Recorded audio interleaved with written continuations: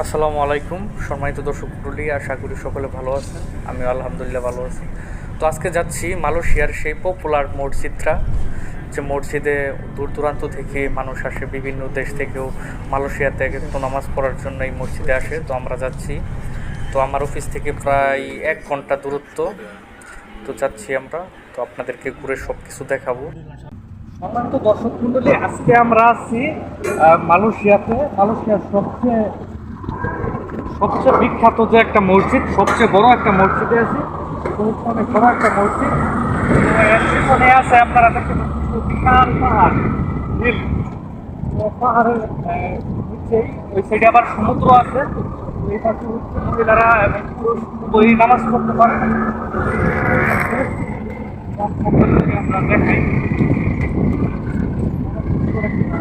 কখনো মালয়েশিয়াতে ঘুরতে আসেন